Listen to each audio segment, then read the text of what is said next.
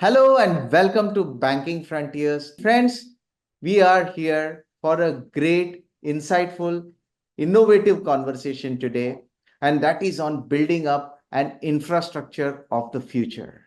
And this is a wonderful infrastructure which we have seen evolving from the grassroots of banks coming together as a consortium and creating this great possibility for global trade, for trade finance, for SME banking, and for corporate banking. So, creating the infrastructure of the future. And with me is Mr. Ashish Singhal, who is the CEO of IBDIC. It is an infrastructure giant in the making for the financial institutions of India to the world and slowly moving across to the world with its high aspiration. Ashish has been a great professional and a luminary from the banking and financial services sector.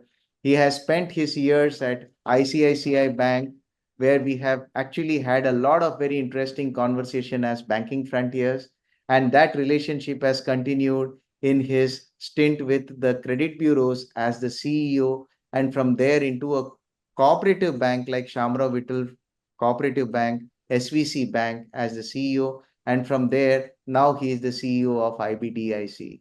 A great career record. We will learn a lot from Ashish from his evolution and experiences. Ashish, welcome to Banking Frontiers. Thank you so much, Babu. Always a pleasure to be engaging with you guys. Thank you so much, Ashish, for all your support. So let us try to start this conversation with some very interesting outline of what you have evolved from the banking to bureau to cooperative bank and now to the infrastructure company. How have you seen your career evolving into Indian Banking Infrastructure Development Corporation? And what is the kind of evolution that you have seen in this entire career? Let me first start with the caveat that it's easy to sit now and say that this is a planned move, etc. But life doesn't happen that way. I think I've been fortunate in my life to have got opportunities.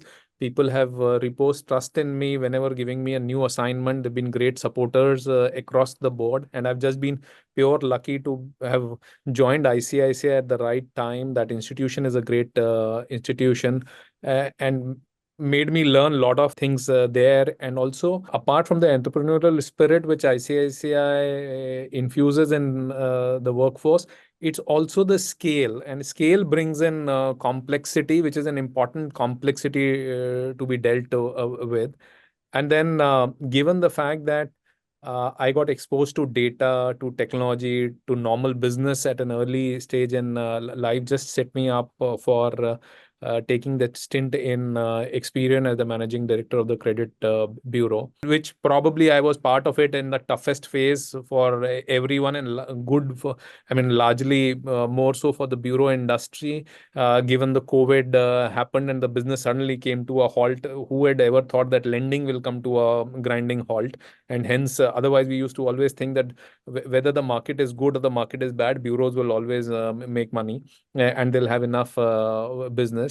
And then the opportunity came to lead SVC Bank, which is a great brand. And I think what it did for me was a fantastic piece, because one got to understand, learn the cooperative banking sector from close quarters, which otherwise, as a private banker, I wouldn't have ever got that exposure experience. And that sets up, and then this opportunity of being able to do something big for the nation, for the industry. Again, IBDIC, like Indian Bank Digital Infrastructure Company, is a consortium of 18 banks. So this is giving me an opportunity to set up infrastructure right from scratch, having confidence and equity participation from these 18 banks who control close to 90% of Indian banking across public sector, private sector, and foreign banks. So I think I've just been lucky to be in these situations, and just did some hard work to be where we are. But a lot of credit to I'm thankful to God and the supporters like you and some of the other ones which we have.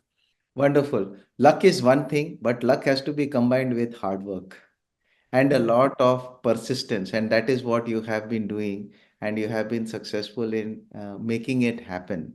One important thing is you have at least chosen a path which is very distinct and something that has not been taken by many people, from jumping from a banking sector to that of a infrastructure development for the financial services industry.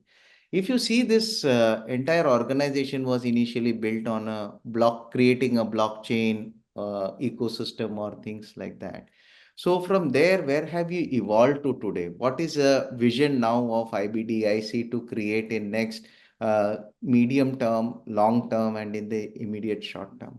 In terms of the background, I think this was a gradual piece that when the entire idea initiation happened in 2017, 18 about IBB, and we were formed as Indian Bank's blockchain infrastructure company in 2021. The idea was to build solutions on blockchain.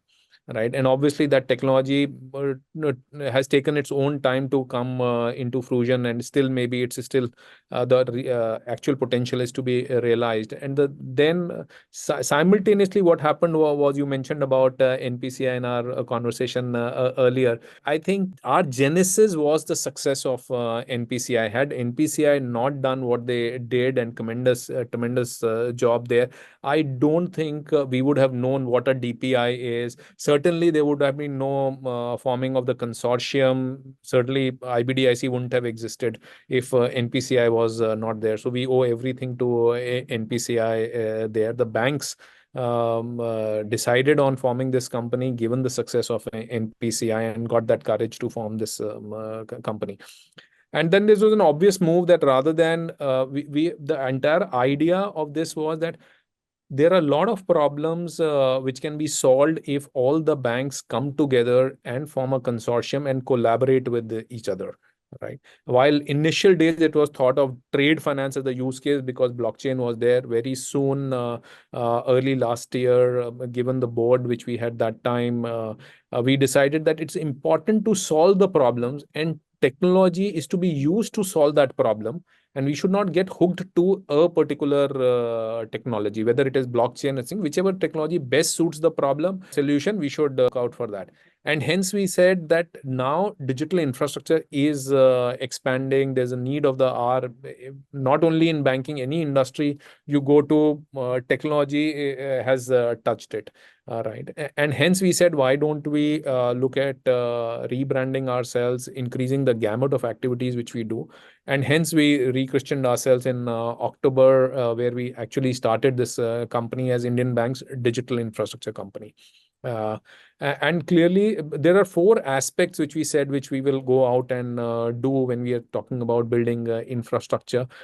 First piece which we do is create shared infrastructure for the banks to use. And it is not about these 18 banks.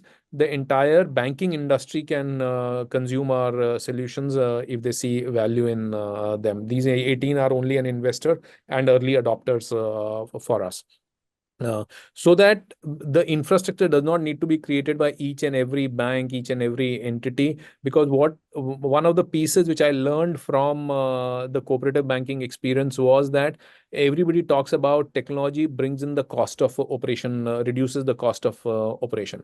Now, my sense is that technology reduces the cost of operations only after a certain threshold. And if your operations are not at a particular scale, you will not even be able to afford the investment in technology which is required. Right. And hence we said, why don't we, the only way to bridge that gap is if there's a common shared infrastructure wherever possible. Right. And so that economies of scale come in early for everyone. So that's one pillar on which we work on. The second piece we picked up is collaborative data solutions.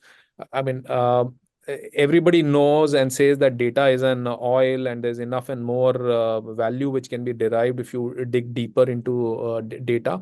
And hence, each of these banks, depending on their size, scale, competencies, talent, availability, were any which way harnessing data. But they were harnessing the value of data in silos. So we said that what is the more meaning we can derive if this data starts getting collaborated between banks, right? Whether it is for risk mitigants, whether it is for compliance purposes, creating new products and solutions, right? How can we do that? And that is the mandate which we have to solve problems for by collaborating the various data which the banks have. The third piece which we do is, can we create unified platforms, so that rather than again using tech, rather than each bank going and creating their own platform, why can't we get all banks on the same platform, buyer sellers on the same platform, and ensure that there is seamless exchange of information and documents within them to bring in efficiencies, to reduce fraudulent transactions, and bring in more efficiency into the entire system. And the thought process there being is that as more and more efficiency comes into the system, the cost of delivery will go down. If the cost of delivery for the banks go down, they'll be able to make credit and other banking utilities more affordable, go deeper into the ecosystem, and hence overall penetration will increase. And the fourth piece which we is innovation and research, which is any new idea, any new product construct, any new technology which needs to be tested.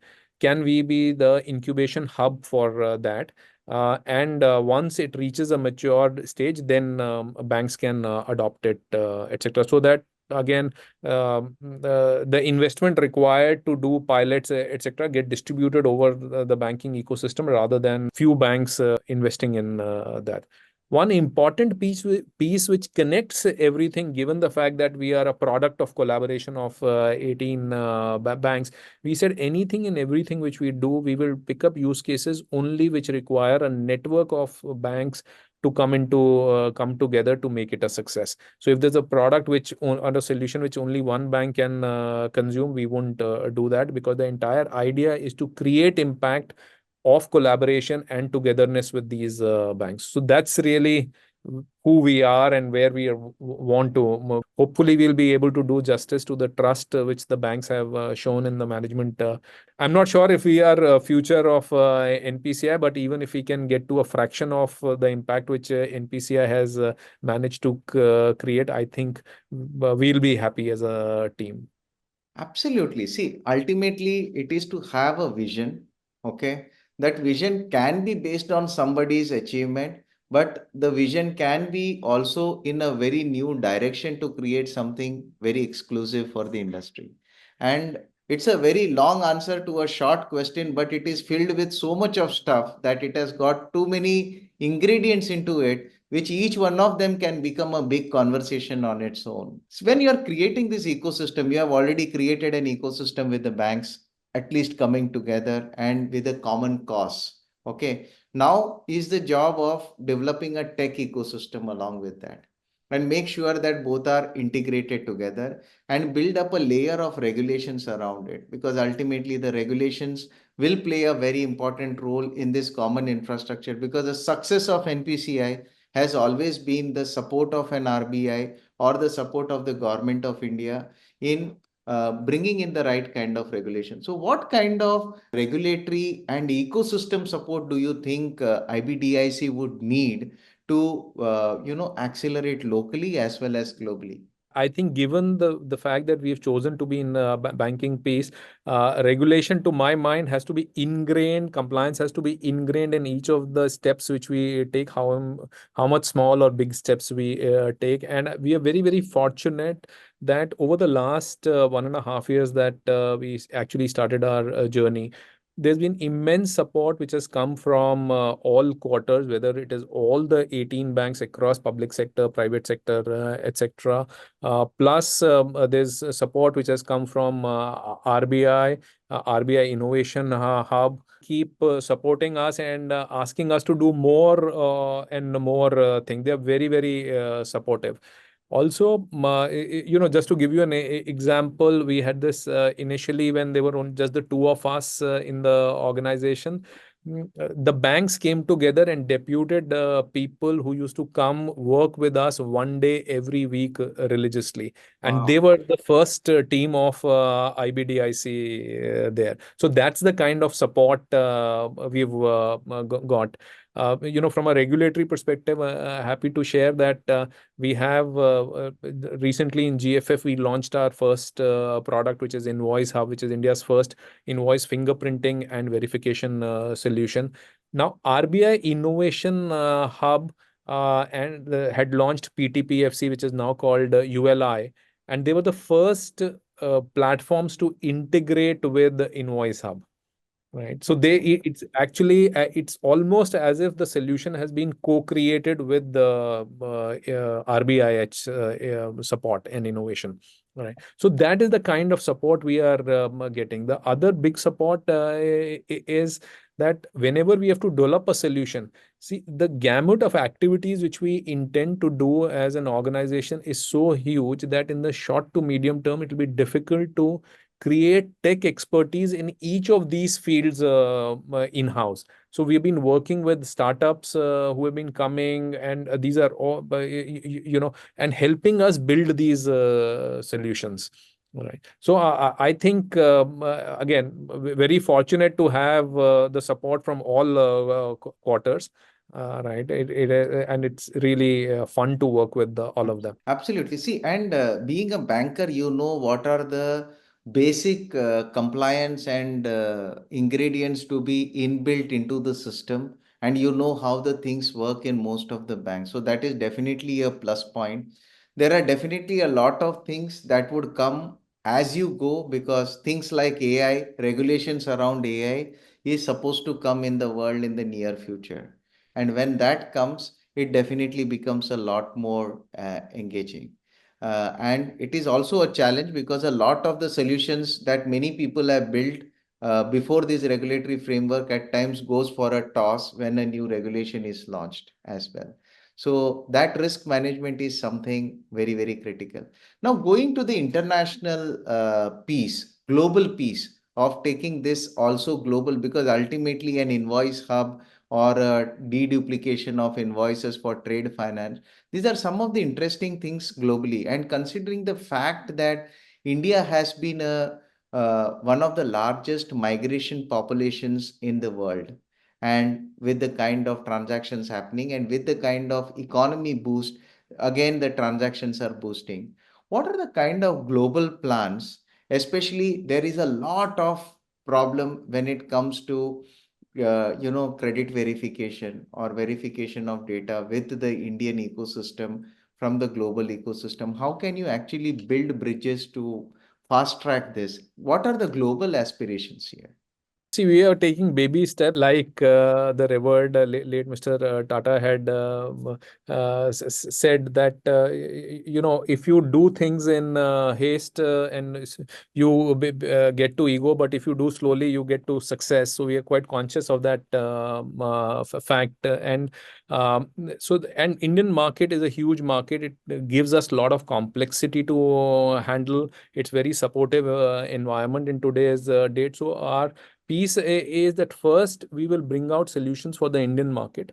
Then those solutions will lend itself to a foreign cross-border situation. Then there we will go, but we will always remember that this is an Indian company and we are building for India and leveraging that for Indian aspirations going forward from a cross-border perspective. So the first product which we will take live in the offshore market would be our trade finance solution, where we are starting with digitizing the entire trade finance and making it paperless, presenceless, with starting with domestic LC. Then we will get to a cross border. So our focus for next 2 years will be only India from a solution perspective.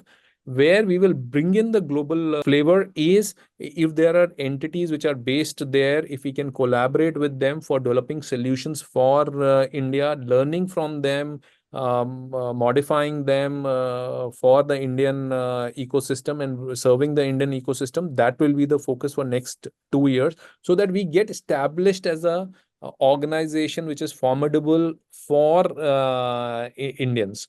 Right, and the Indian ecosystem. So that's really the piece. After that, while we are building it, we are keeping in mind that the solution should be interoperable solution. We should be able to take it to the globe without too many changes. But whatever changes will be required for those countries from a regulation perspective, from the consumer feedback perspective, so those we will do. So the underlying platform will remain, but we will start building a layer on top at a later date, not in the current scheme of things. Anything that is done in a haste is a waste. So it is always good to do it right and right the first time. So I absolutely agree with this kind of approach that you have been taking. So And I you also already keep have. reminding myself that this is a marathon which we are running, so we don't need to run the first lap in a hurry. It's not a 100-meter dash that we are doing. Yeah, absolutely. And if you are building up an infrastructure for the country, then better do it right from the foundation rather than, Absolutely. going on the top and then find that this part of the foundation is wrong. Yeah. So I think that's pretty interesting as a concept and things. You have been doing a lot of research papers also. I saw some reports that you have come out with. What has been some of the recent findings of the key gaps today in the Indian markets that you think you will be able to fulfill? So there are a lot of gaps, and I wouldn't actually call it gap, but as I look at it, the opportunity seems to be infinite for people to play in. They each one of them have to each one has to pick up a right problem and solve for it. And as we are going deeper, we are realizing, and I'll tell you some of the pieces which we have done. Because there's a lot of infrastructure which was getting developed in India for the retail side. We first said, as first few problem statement can we pick up, how do we help entities, how do we do help corporates, and how do we help our 6.5 crore 7 crores MSMEs which are there. And hence this entire ecosystem of invoice funding is what we are looking at. And there's a recent piece which we have recently launched in pilot as as part of RBI's fifth cohort of sandbox on deep tier financing. And I'm really excited with that, because that as we go along, and if we are able to prove that as a success, that will help the banks fund a lower tiered micro and small enterprise who's part of the supply chain of a larger creditworthy anchor, while they are not directly supplying to a creditworthy anchor. And the value addition done by that person might be 5 rupees in a 100 rupee sale which an anchor does, but it provides a mechanism for the banks to go and fund some part of it, of that 5 rupees sale which he's making in the piece, so that the access to capital enhances there, they are able to grow. Because one of the challenges which India has, that we haven't seen too many micro enterprises going to small enterprises, becoming medium, becoming large. And if we can increase that migration at each stage, that will be a big boost to the ecosystem which we will get to. So those are one pieces. So looking at whichever product solutions, which platforms, infrastructure which we can create, which enable financial inclusion of micro and small enterprises, is one big theme for us. The other big theme which we have picked up is that what I mentioned, that all the digital infrastructure in the country which has got created is being used by individuals or sole props. So is there something which we can do to enable partnership firms, to enable private limited firms to absorb banking services digitally end to end? That's the other piece. Trade finance, we spoke about. If India has to become a $30 trillion economy, uh, it has to be done on the back of trade, both domestic and international. So how can we digitize that entire Correct. process to bring in efficiencies there. So these are some of the areas which we are actively working on. Think that what is the infrastructure required? What are the current challenges which the banks have? How can we solve for it? And another interesting piece, Babu, which has come about, and this also links to the point which you had in terms of support from the ecosystem. So when we think of any idea, all our ideation has happened along with the banks, right? There's frequent engagement with the bankers, and then we actually create a working group consisting of members from each of the from these 18 banks, and that working group defines what the framework of the solution would be. How should that solution evolve? So it is co-created. These solutions are co-created with 18 banks rather than IBDIC putting together a solution and then trying to figure out who will do. We do the execution part, but the co-creation, a lot of credit goes to all our 18 member banks. Super. I think this was a great encapsulation of the vision that you have.